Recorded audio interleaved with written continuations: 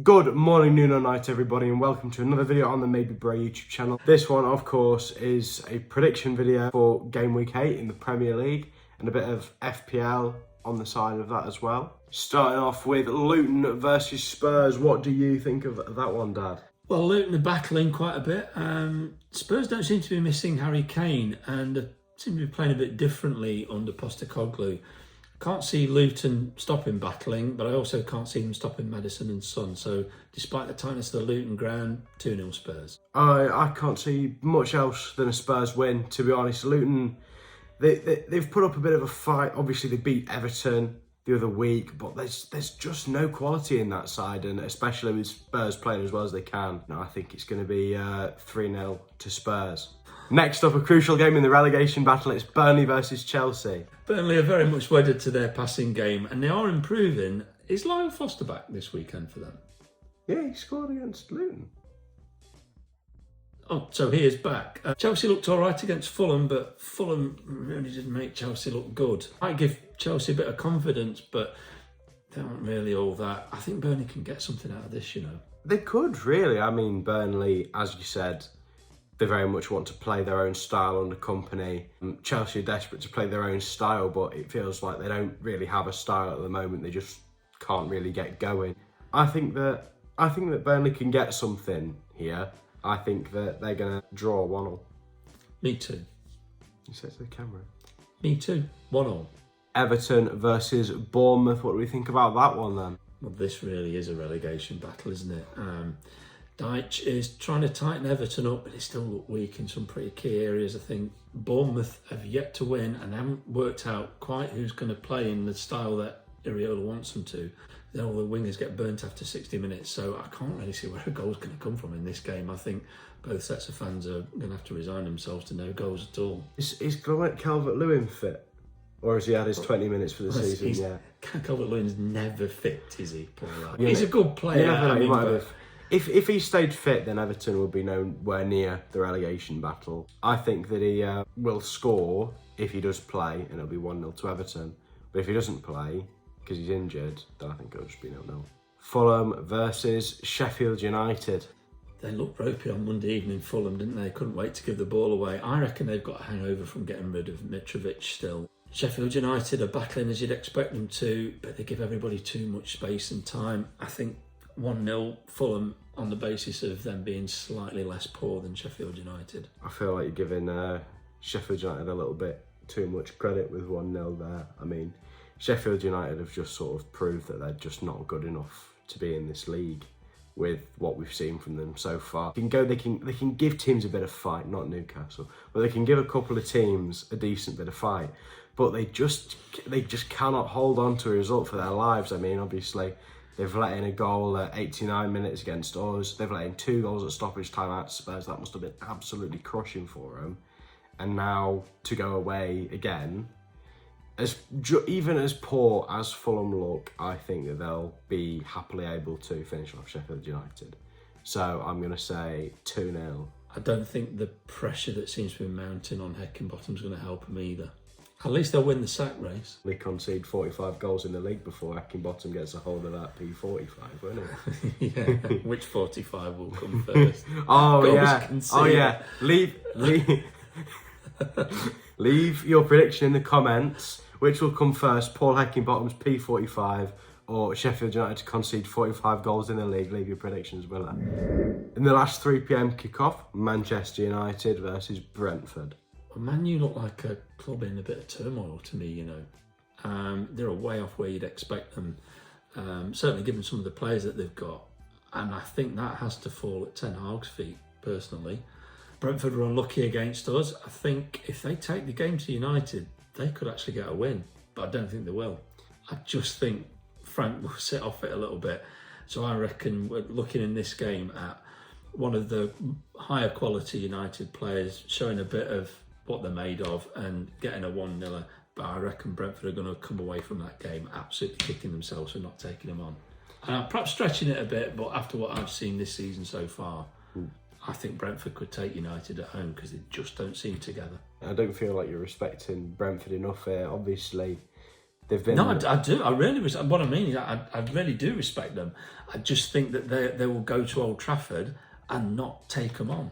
Yeah, but it's like you're saying about, oh yeah, I think they might be able to take them on, as if they didn't beat them 4-0 last year. No, I just think where Brentford are, they haven't got Ivan Toney, so they haven't got the same amount of confidence. Yeah, but they've got players who are just sort of able to fill in for him. They've got Mbumo sort of stepped up to the plate, Visa who's come in with goals here and there. I mean, it's strange that this is the game that we're having a debate about.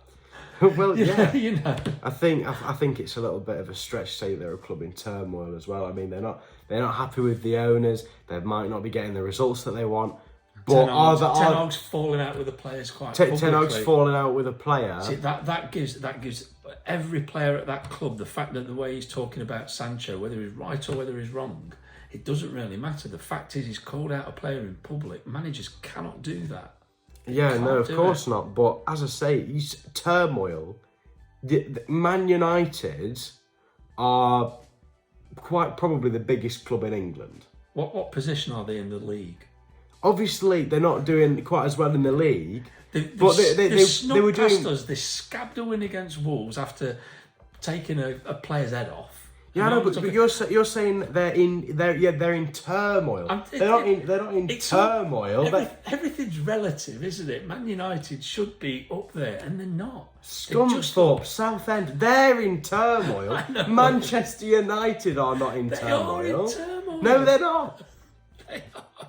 For them, their fans will be going. For them, maybe, because they're not doing slightly as well, because they're like, oh, we're Man United, we should be beating everyone anyway. But they are. That's exactly what their fans think. Well, yes, they do think that, but that doesn't make it real. They're living in like a dream world, aren't they?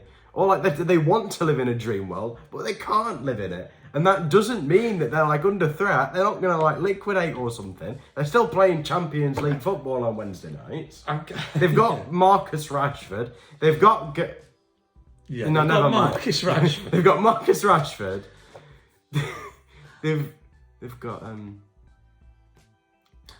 Marcus Rashford. Like I said, everything's relative. For United, they're not doing what United should be doing, and most of their fans will tell you United are not playing in the way they should be playing, whatever the Man United way is. They're not doing the things as a club that they should be doing. They, to a man, they can't stand their owners. United in their name could not be more of a misnomer at the moment. I mean, it is properly wrong. Manchester disunited. Take that out. That was shocking. That's shocking, and that's staying. Yeah. I'm saying 1-0 to Brentford, and that's staying in. I'm going 1-0 United. Crystal Palace versus Forest. Big game of the weekend, of course. Palace will be very solid under Roy, and I really rate Gay as a defender. I've liked him for a long time, and I actually really like the Palace fans as well. No Eze for them, so their attacking threat's a bit diminished, subdued, call it what you will, but Forest have got quite a nasty injury list now in some key positions. No Yates, no Tavares, no Aina, no Danilo, probably no Dominguez either. That is really bad, isn't so it? I reckon we're going to be short at wing backs because of all the paper talk in the Athletic and so on. They seem to be winding us up to get us ready for Vlachodimos having a debut in place of Turner because of the nightmare game, the unfortunate display he had last Sunday. He's played really well up to that point, and we got away, like I say, against Brentford with a 1-1. I think this has got a 2-2 written on it. I don't know why. There shouldn't be loads of goals, but I just think there will, because key positions are going to, or lack of players in key positions is going to create that uncertainty. And I think we come away from Selhurst Park with a 2-2 draw. I think both sides will be all right with it, and I think you'll see Palace and Forest fans having a pint afterwards as well, actually. See, I don't think that Eze is going to be such a massive blow for Palace, because I don't feel like their sort of key player is Abiri Eze. It always strikes me as being Michael Elise, who they look to attack through. He's always just a massive outlet for them. He's got a great eye for a pass, a sweet left foot. Nobody's got a sweet right foot, have you noticed that? Never a sweet right foot. But yeah, I can definitely see Vlachodimos coming in for Turner. I think that Turner had an absolute mare on Sunday and sort of he did well not to escape. I mean, on another Had a red, conceded a penalty. on another day, that could have been 4-1 Brentford with the mistakes he made if we'd have got punished for it. I think that Dominguez as well is an absolutely massive loss. He really was a player to me. Genuinely, it was like there was 4 of him on Sunday. He was covering so much space. Finish with a header for a finish. I've not seen a goal as well executed as that for a long time. He's just some little player, isn't he? I think that'll be a really good game, mate. I'm really glad it's on telly, not just because we haven't got tickets for Palace Forest, so that is good from that point of view. But I just think it'll be a really good game to watch because it will tell it will tell us certainly where we are in relation to last season. But on the other hand, one game that we do have tickets to is Forest versus Luton. So if you're a Forest fan, if you're a Luton fan, whatever, then make sure to subscribe so then you don't miss that. On to Sunday now, we've got Brighton versus Liverpool. I think Brighton look a bit dodgy all of a sudden. They looked brilliant last year, apart from when they pressed too high and expect Lewis Dunk to sprout wings and chase anybody back. But they got well beaten in Europe last time. I think they lost 4-1, didn't they? They got pumped by Villa, and they're playing Europe again tonight. They've got Noah Stepinian, he's out until November apparently. So is he? Apparently so. So I think although Liverpool are playing tonight as well, they've got no Gakpo, so they will really be smarting from that VAR decision on Sunday against Spurs, and I absolutely cannot blame them for that. I'd be steaming as well, although it is quite funny that Klopp's asking for the game to be replayed. Yeah, that is quite funny, Yeah, not sure about that. I think that Brighton are going to have more of a malaise from a Thursday night game than Liverpool will. So I think this is Liverpool's game to win 2-0. Obviously, Brighton getting pumped by Villa, I don't think that anyone expected that. We thought they'd go there, give them a game, but they just sort of rolled over for them. That was just really, really poor. Personally, I think that Liverpool will sort of, I think that they'll dominate this game. Considering they're both going to play tonight on Thursday, I don't think that either of them gain a particular advantage from it. So I think that Liverpool are going to score first, and they're going to be chasing that with sort of a fire in them because of the VAR decision. But I don't think that they're going to win it. I think that Mitoma, he did very well against them last season. I think that Mitoma's going to come up sort of clutch and then get a draw late on. Interesting. West Ham versus Newcastle. This could have been another game of Euro hangovers, but I think it will depend to a large extent on who still has a headache. West Ham play tonight. Newcastle played last night against PSG and gave them an absolute battering. Whether PSG are in a bit of a state or not is immaterial. They made a team with Mbappe look bang average. And you can't take that away from Newcastle. They do look like they're developing as a side under Eddie Howe, and it's good. It's good to see another team come into that sort of that realm. Really, I think the extra day's rest would just about favour Newcastle. I'm not expecting a fireworks game though, because of the playing in midweek in Europe. West Ham have been playing really well, but I think the Geordies are finding the stride now, so I'm going to go 2-1 Newcastle. I think that Bowen personally should return because he's in my team. 2-1 to the zone. Wolverhampton Wanderers versus Aston Villa. Wolves, they'll be very high after beating City, I think, and scoring 2 goals with just the one shot. Villa look strong though, don't they? In a big local derby, I think Villa will take it. Wolves might be a bit distracted because of all the paper talk around Neto going to Liverpool and him being the successor to Salah. I'm not sure he's that good. He's pretty good, but he's not that guy. Yeah, but it feels like Wolves aren't quite as together, whereas Emery has Villa all on the same page. That was absolutely shocking. I know. So I think this is 2-0 Villa. Yeah, I don't see Wolves getting anything here. I mean, they won against Manchester City with a famous 2-for-1 deal. Goals. Yeah, by Ruben Diaz. Yeah. But no, I don't see Wolves getting anything here. Villa are just a really good team, and Wolves have gotten immensely lucky with that Man City game. I don't think it's unfair to say. I think it'll be 2-0 to Villa as well. I think that's a very reasonable prediction from yourself, and I'm going to have to agree with you. And last but most certainly not least, Arsenal versus Manchester City at the Emirates. Yep, second biggest game of the weekend, I think. After Luton v Spurs. I think this one is going to be a case of who misses whoever is arguably their best player. Saka's rumoured to be injured. I'm not sure he's going to be playing. Rodri certainly won't be playing because he's on the last game of their ban. Yeah. But you would think that City, with all their strength and depth, would be the one to miss a key player least. I think Rodri is absolutely pivotal to them, though. I think Arsenal are going to win this. I think they're going to win it 1-0. Oh, that's a really, really big prediction. Obviously, the games where Rodri's not been about is undeniably a really big talking point, with him getting sent off so needlessly as well. I can really see Arsenal punishing them for not having him, because you look at them getting beaten by Wolves and you think, if such an ordinary side can do that to Manchester City just because Rodri's not there, you're talking one of the best 3 or 4 sides in the league with Arsenal. Who is to say that they can't take them apart?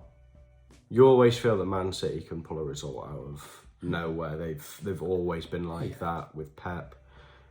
But I think they're going to lose as well, and I don't think it's going to be much of a game, purely because Rodri's not about. I think that Arsenal will give Pep's side a lesson, and I think it's going to be 3-0 to Arsenal. You are feeling poorly, aren't you? Yeah, no, that's my big prediction for the weekend. Well, last up, I'm gonna do a little bit of FPL talk, because I think that people generally quite like that. I'm gonna use my free hit this week because Estepinian gone, Saka gone. I don't want to use any Man City or Arsenal players, but I want it to be put back next week, because I think that game is completely unpredictable. As I said, it all hinges on Rodri not being available. I don't think I want Mbumo in. Considering I'm going to use a free hit, I'm going to triple up on Fulham and I'm going to triple up on Spurs, because I think that's just be unreasonable not to do that. But yeah, I think the key person to own, the key 2 players to own next week are going to be Leno and Maddison, I think. That's an interesting view. I'm looking to get Estepinian out of my side. I'm going to have to leave Saka in, but just bench him, I think. I'm going to bring Gibbs White in for him. It might seem a bit of an odd move, but I can't see Solly March getting anything out of Liverpool. I don't want to make a transfer this week because at the end of this game week it's international break, and I'd like to be able to use my wild card after that and free hits and that kind. I like to save my free hit for quite a while until I've got a really unbalanced side, or there's lots of obvious game, where you've got maybe City against Sheffield United or something like that, where you really need that extra, the extra points to come from somewhere. So I'm going to leave it, I think, pretty much as it is, as I say. Otherwise, other than getting rid of Estepinian, maybe bringing somebody else in for the duration of Estepinian's injury. But I think I might captain Ollie Watkins rather than Who've they got? Wolves. I think that's a very bold move. I think I'm going to be captaining James Maddison. I don't like James Maddison, but I think it would be daft not to against Luton. Actually, that might be a shout. Actually, I could use that transfer and take Saka out and put Maddison in. That could be a good shout.